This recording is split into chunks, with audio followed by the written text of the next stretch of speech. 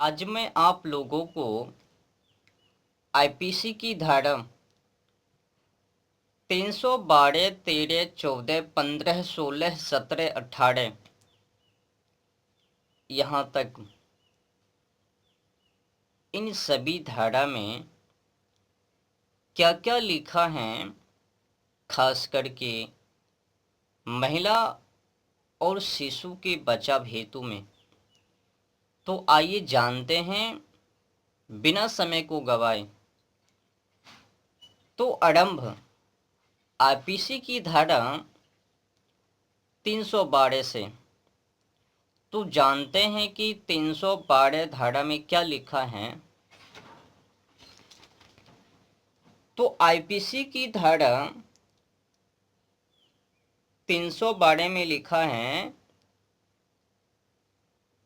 जो कोई भी स्वेच्छा से किसी गर्भवती महिला का गर्भपात कराता है और अगर ऐसा गर्भपात महिला की जान बचाने के लिए नहीं है तो उसे 3 साल तक का कारावास और जुर्माना या दोनों से दंडित किया जाएगा।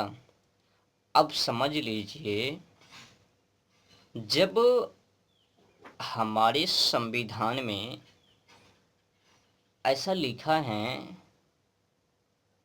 कि बिना महिलाओं को बचाए अगर गर्भ में पल रहे शिशु, अगर उस शिशु से ऐसा लगे कि महिलाओं की जान जा सकती है तो फिर उस बच्चों के साथ कुछ भी करवे, उसे लेना देना नहीं है। पर बेफालतू में भ्रूण हत्या करवे, मने गर्भ में पल रहे बच्चों को नष्ट करवे, तब तो कानून के खिलाफ है ना। तो ऐसे महिलाओं के ऊपर या फिर जिसने उनको उस्काया उनके ऊपर आईपीसी की धारा 312 ये लगनी चाहिए ना, और उन पर ठोस कार्रवाई होनी चाहिए ना। अगर महिलाओं की जान बचाने हेतु अगले कदम को उठा रहे हैं तो मतलब नहीं है, पर किसी तरह से कोई संभावना नहीं है महिलाओं की जान जाने हेतु, तो पर भी बच्चों को नष्ट करने की कोशिश। तो मेरे हिसाब से ऐसे बंदे के ऊपर आईपीसी की धारा 312 लगनी चाहिए, जो कि इसमें अगर गर्भपात महिलाओं की जान बचाने के लिए नहीं है तो उसे 3 साल तक का कारावास है, तो उनको 3 सालों के लिए जेल में डाला जाए। तो फिर आगे आईपीसी की धारा 313 में लिखा है कि जो कोई बल या किसी अन्य साधन का उपयोग करके गर्भवती स्त्री का गर्भपात कराता है उसे किसी एक अवधि के लिए कारावास, जिसे आगे 3 वर्ष तक बढ़ाया जा सकता है, या जुर्माना या दोनों से दंडित किया जाएगा। माने कि आईपीसी की धारा 313 के अनुसार जो कोई बल या किसी अन्य साधन का प्रयोग करके स्त्री का गर्भपात कराता है तो उसे किसी एक अवधि के लिए कारावास, जिसे आगे चलकर 3 वर्षों तक बढ़ाया जा सकता है। तो अब इसमें जो लिखा है कि जो कोई बल या किसी अन्य साधन का प्रयोग करके, ऐसे तो किसी किसी महिलाओं के साथ वो जोर जबरदस्ती कर भी कोई पुरुष, कि नहीं नहीं तुमको तो गर्भपात कराना ही पड़ेगा। पर अधिक महिला ऐसे भी हैं खुद ही तैयार हो जाती हैं। अगर पेट में लड़कियां हैं तो, लड़का है तो होने दे देवे। हाँ, ऐसा है किसी किसी महिलाओं के साथ वो दुर्व्यवहार होता होगा, पुरुष जोर ज़बरदस्ती करता होगा कि नहीं नहीं तुमको तो गर्भ में जो लड़की है उनको नष्ट तो कर। हम्म? तो किसी किसी महिलाओं के साथ, पर अधिकतर महिला खुद ही तैयार हैं। तो जो महिला हो या पुरुष जो भी करवावे गर्भपात, तो ऐसे ऐसे बंदे के ऊपर आईपीसी की धारा 313 लगनी ही चाहिए। और इसमें जो नियम हैं, जो अवधि के लिए जेल हैं, कारावास हैं, एक अवधि से लेकर आगे 3 वर्षों तक उनको तो भुगतना ही चाहिए। तो फिर आगे लिखा है आईपीसी की धारा 314 में। तो आईपीसी की धारा 314 के अनुसार जो कोई गर्भवती स्त्री का गर्भपात करने के इरादे से कोई कार्य करेगा और उसके कारण स्त्री की मृत्यु हो जाती है, तो उसे 10 साल तक के कारावास और जुर्माना से दंडित किया जाएगा। ये भी कानून है ना। अगर जो कोई गर्भवती स्त्री का गर्भपात करने के इरादे से कोई कार्य करेगा और उसके कारण स्त्री की अगर मृत्यु हो जाती है, तो उस पर ठोस कार्रवाई है 10 सालों के लिए। पर जो महिला खुद ही तैयार हो जाती है उन पर ठोस कार्रवाई नहीं है। अब महिला की तो मृत्यु हो जावे, तो महिलाओं से भी निवेदन है ना कि आप खुद ही तैयार ना होवे, लाख पुरुष आपको मनावे या धमकी देवे तो पर भी आप तैयार ना होवे। जो बच्चे आपके वो पेट में पल रहे हैं उनको स्वस्थ आने दे बाहर। अगर ऐसा महसूस होवे कि उस शिशु के कारण हमारी जान जा सकती है, तो फिर जो भी करवा ले। तो फिर आईपीसी की धारा 315 है। तो आईपीसी की धारा 315 है के अनुसार इसमें लिखा है, भारतीय दंड संहिता की धारा 315 है, जो शिशु को जीवित पैदा होने से रोकने या जन्म के बाद उसकी मृत्यु के इरादे से किए गए कार्य से संबंधित हैं। यदि कोई व्यक्ति किसी शिशु को जीवित पैदा होने से रोकने या जन्म के बाद उसकी मृत्यु का कारण बनने के इरादे से कोई कार्य करता है, तो उसे 10 साल तक की कैद और जुर्माने या दोनों से दंडित किया जा सकता है। कितने बेहतर हैं, मस्त हैं।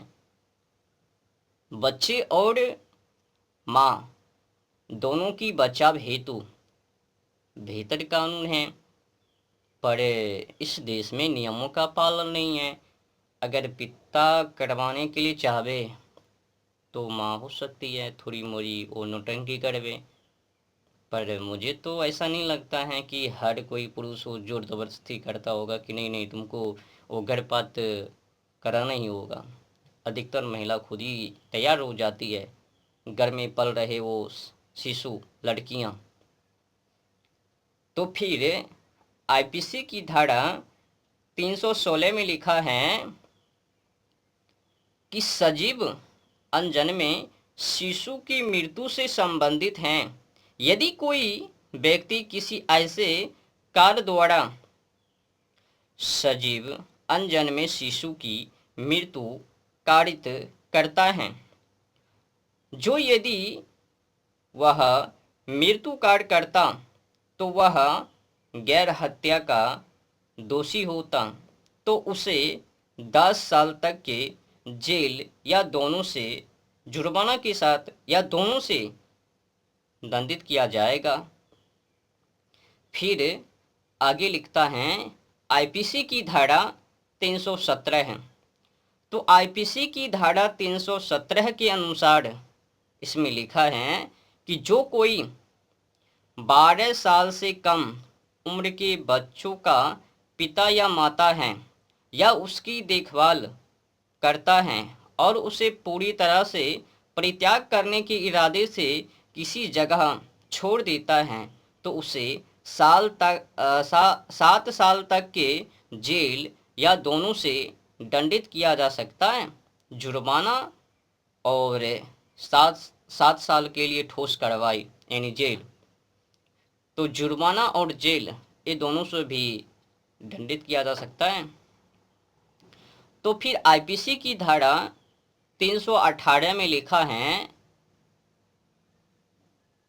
कि जो कोई किसी शिशु के मृत शरीर को गुप्त रूप से दफना कर या अन्यथा उसका निपटान करके, चाहे वह शिशु उसके जन्म से पूर्व या पश्चात या जन्म के दौरान मरा हो, ऐसे शिशु के जन्म को जानबूझकर छिपाया गया या छिपाने का प्रयास करेगा तो उसे 2 वर्ष तक का जेल या जुर्माना या दोनों से दंडित किया जाएगा। अब समझिए कितने बेहतर हैं बच्चे माँ पिता के बचाव में। किसी ने कहा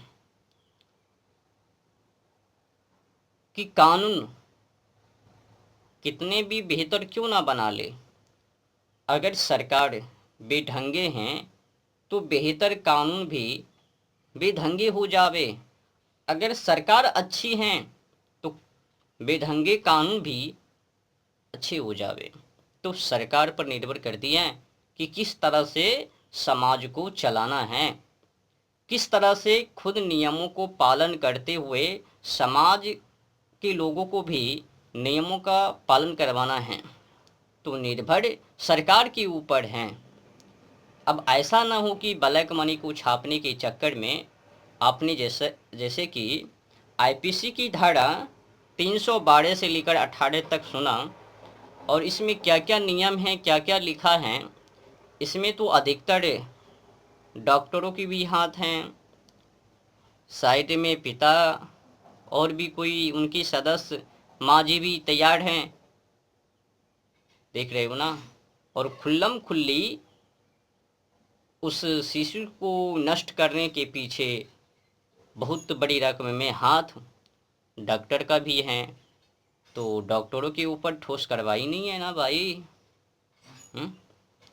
तो क्षमा कीजिएगा, इसीलिए कहा गया है कि नेता का चुनाव सही करो, सही नेता को बनाओ, लीडर नेता को बनाओ। अगर नेता गड़बड़ हैं, बेढंगे हैं तो आपके कानून सही होकर भी बेढंगे हो जाने वाले हैं। अगर सरकार सही है ना, अगर कानून गड़बड़ भी हैं तो सही सरकार होने के कारण आपके कानून भी उस सही सरकार के साथ साथ वो सही बन जावे। अगर सरकार गड़बड़ हैं तो आपके कानून अगर सही भी हैं तो ब्लैक मनी को छापने के चक्कर में सब ब्लैक बन जावे, फीकी फीकी। तो निवेदन है कि सरकार का चुनाव अच्छी करे, बेहतर सरकार का चुनाव करे, जो लीडर हो, करंती हो, वीर हो, साहसी हो, पराक्रमी हो, वीरता में हो, ऐसी सरकार का चुनाव करे और ऐसे ऐसी सरकार को ही बनावे जो लीडर हो, समाज के लिए कुछ भी करने के लिए तैयार हैं और खास करके नियमों का पालन सबसे आगे। अगर सरकार जो कानून में लिखा है और उस नियमों के अनुसार नहीं चल रही हैं तो समझ लेना कि आपके देश, आपकी संस्कृति, सभ्यता सब के सब नष्ट होने वाले हैं। समझ रहे ना। तो नियमों का पालन किया जाए।